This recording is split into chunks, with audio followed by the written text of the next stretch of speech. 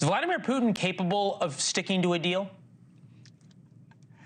You know, when it's in Russia's interest, he will, and when it's not in Russia's interest, he won't. Ronald Reagan must be turning over in his grave that an American president can say, yeah, I'll trust Vladimir Putin. Trump said a few days ago that he says he wants peace, and I believe him. Well, of course he wants peace. He wants peace. He also wants all of Ukraine.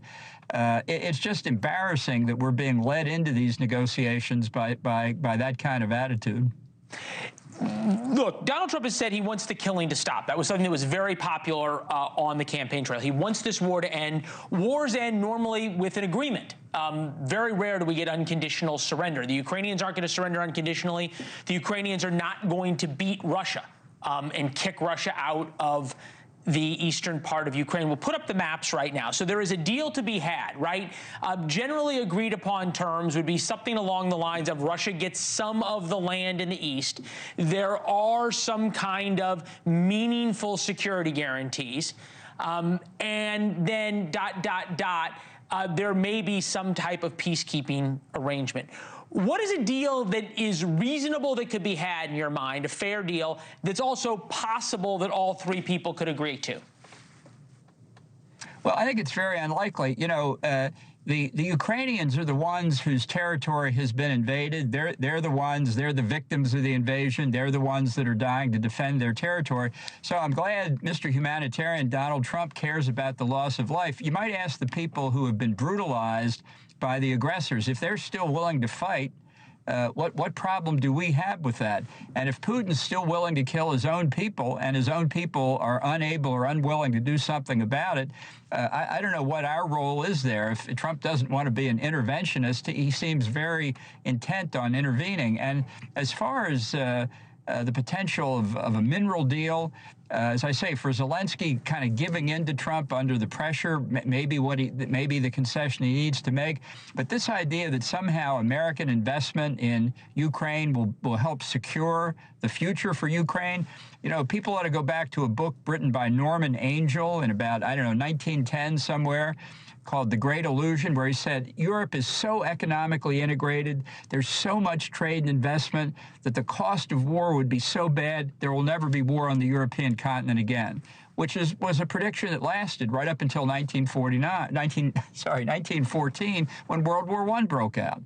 So the idea that our investment in Ukraine will somehow deter the Russians is false. Moreover, just one small point on Donald Trump. Have we ever known him to keep a deal that long? That's why Zelenskyy says, I want assurances that will outlast both Trump and Putin. That's a good point, right? Because you have a situation where I don't think Donald Trump really cares as much about the deal as that there is a deal, and here's why. Harvard Cap's Harris poll, 72% of registered voters said they want Ukraine to focus on negotiating a settlement over continuing the war. 80% of Republicans, 73% of independents, 61% of Democrats. I hear you when you say if people are willing to fight for themselves, we should give them the weapons to fight against Russia. That was the Reagan doctrine, essentially. But the world is a different place. Is it really in America's interest for the war in Ukraine to continue?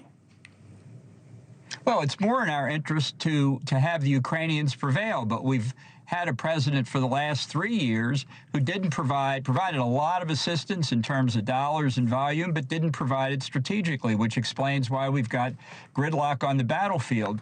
But in terms of what it's doing to the Russian army, Lloyd Austin, the former defense secretary, put it very well. He said the Russians are feeding their army into a wood chipper, and they can keep feeding it into a wood chipper. They can feed the North Korean army into a wood chipper, too, while we're on the subject.